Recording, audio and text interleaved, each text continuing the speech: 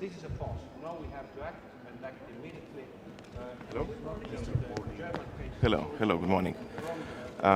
So today we'll have yet again a very important Russia debate where we will discuss Russia's war in Ukraine, already approaching 1 year's mark. We'll have a chance to discuss what is needed to do in order to help Ukraine win. From my side, I think that the most important thing that we need to discuss is the fear. I believe that we have to defeat fear of defeating Russia. When we're talking about sanctions, additional sanctions, when we're talking additional assistance to Ukraine, military assistance to Ukraine, the thing that hinders us going forward is a fear. What will happen if Russia actually loses this war? And if we manage that fear, if we accept the fact that Russia can lose and actually has to lose in order to avoid future wars, then I believe all the other questions will be much easier answered. I think that then we can deliver all the weapons that Ukraine needs, and we can sanction Russia all the way in order to hinder its ability to wage the war, and then we can assist Ukraine that it actually wins all the territories back. Minister, aren't you worried that insisting that Russia needs to lose, that will turn the war to a nuclear war? If we don't prepare for Russia losing the war, then we're not serious about helping Ukraine win. Because if we have the power to utter the words Ukraine winning, then there's no win-win in this war. There's win and lose. Then we have to admit that some side has to lose. And from my side, it's Russia losing. And then we have to be very clear that Russia has to lose this war.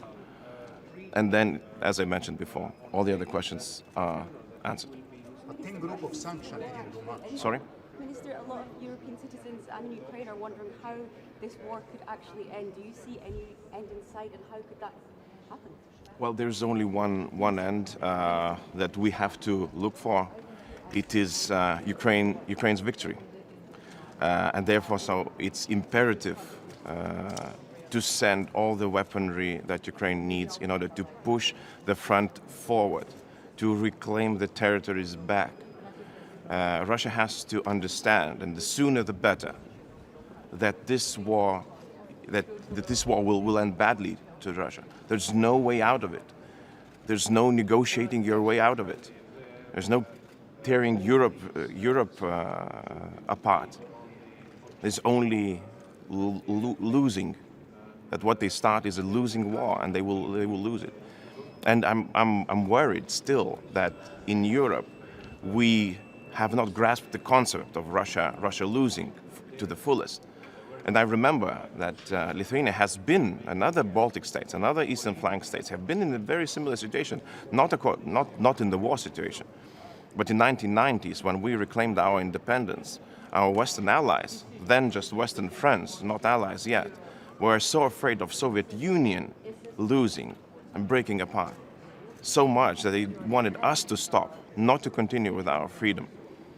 We managed to break free, to build our freedom, to build our democracy. This is me standing here with my colleagues here, as an example of that victory. And Soviet Union broke apart. It lost. It's no longer anywhere in reality. And people who thought that after Gorbachev nothing better can happen, but we got Yeltsin. So I think that the same example applies now. The biggest loser so far is the European citizen with the price, with the lack of material. I think it's very, very unfair to say that. The biggest losers so far are the people who are being shelled every day with Russian missiles, with Iranian drones, those who are without electricity. You and I, we live in a very comfortable homes with electricity, with warm water. I think that's fair to say. And it would be unfair to those people who are being under attack for almost a year. Okay. How do you explain yourself with German reluctance when it comes to the delivery of Western-made batteries? I think that I trust the processes in Germany. We're seeing a very vibrant debate. I hope that it will be fruitful as it has been in the past. Germany will send the tanks. Unfortunately, we, as those who are waiting for them to be sent, have to wait one more day. Thank you. Sir, one question on holding Russia accountable for war crimes, for the Sorry? war crime of aggression. The German Foreign Minister has suggested a hybrid tribunal. She also said that it would not be able to hold Putin accountable while he's still in office. Do you agree with that approach? I think that at least the way I understood Ms. Baerbock's statement, and I think it's a good statement, a good position, trying to find a way how can we try people responsible for the crime of aggression. That's a very important step forward. Unfortunately, without the General Assembly vote, I don't see a path forward. Maybe there are interim stages that could be enacted. Let's say a prosecutor's office, a special prosecutor, not an office, for the act of aggression that could already start working, gathering evidence when we will have a vote in General Assembly, when we will have a special tribunal for the act of aggression, then the evidence could be produced by the prosecutor who already could start working. But I'm glad that the coalition, so to say, for the special tribunal is getting stronger with Germany in principle joining the idea. I personally think that this has to be born out of Europe, out of European Union. Therefore, we're fueling this debate in here as well in Brussels. Just in favor of an international tribunal. International tribunal.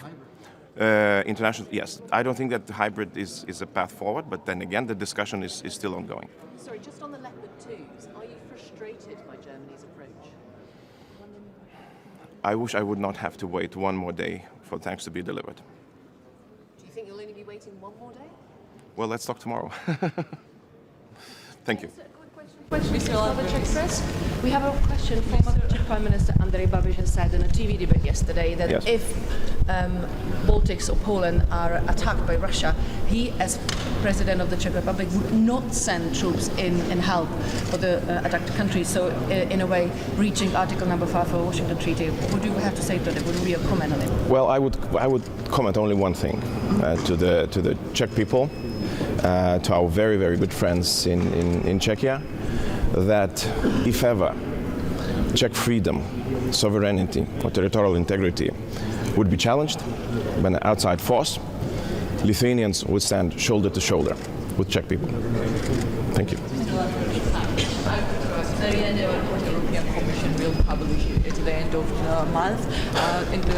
It will be assessment Georgia, Ukraine and Moldova, how they did their job about questionnaire. Some outlets are writing that Georgia will have the better assessment compared to Ukraine and Moldova. So do you think this report will help country to move forward and get candidate status? We're always saying that the path towards European Union is an objective one. That means that there have to be objective steps taken, reforms implemented, so that the country move ahead. If that is the assessment, I think that would definitely help Georgia go ahead. Your country is one of the biggest supporters of country. So what's your personal and country's position? Should Georgia get candidate status because we are in the same club with Ukraine, Moldova? We are three association countries. They have status. We know. I can tell you, Lithuanian position. It is that we are very keen on seeing how the country aligns itself with the foreign policy of European Union. And in some cases, Georgia has not done everything as we know.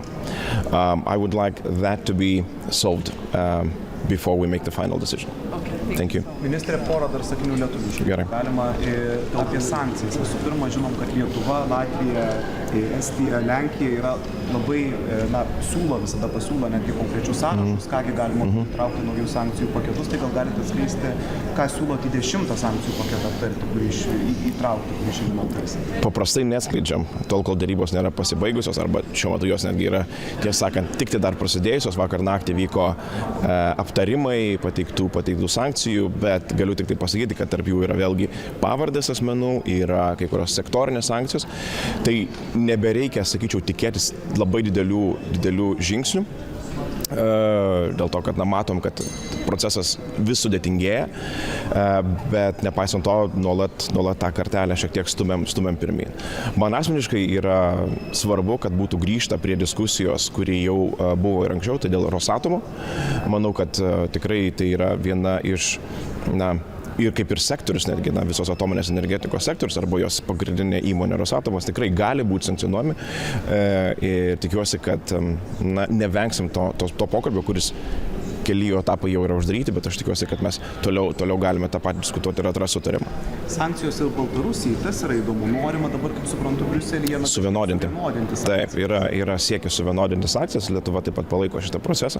Manau, kad yra teisinga, dėl to, kad galime išvelgti tam tikras tendencijas, kai sankcijos yra galimai bandoma apeiti, pasinaudojant būtent tam tikromis išimtimis, kurios dar yra taikomas Baltarusijai.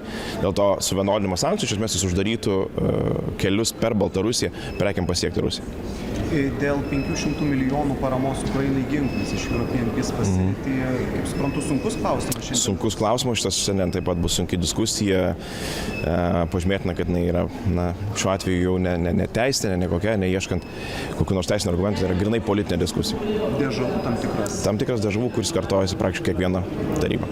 Ir ministrė, paskutinis klausimas dėl tankų. Ukrainai vakar Amelina Berbok dar kartą pakartojo, kad netrukdys Lenkijai ir kitoms šalims suteikti tankus Ukrainai, jeigu jos vokiškus tankus perduoti Ukrainai. Ar to pakanka? Aš nesu dalyvis Vokietijos vyriausybėje vykstančio debato. Labai remiu kolegės Annalenos Berbok poziciją. Jinai nekartą yra išsakiusi savo poziciją, kuri yra labai artima ir Lietuvos pozicijai, tiesą sakant, ar Baltijos šalių pozicijai remianti Ukrainą. Aš tikiuosi, kad jie žodžiai bus rezultatyvūs ir galų gale nebereikės laukti dar vienos dienos, tol kol bus tankai patikti, bus suteikta galimybė Ukrainai tiekti tankus. Bet kaip suprantu, siekis ir jūs, jeigu būtų jūsų valia, tai jūs pasakytumėt, kad ir Vokietija turėtų perduoti savo tankus. Bet nėra mano valia. Ačiū.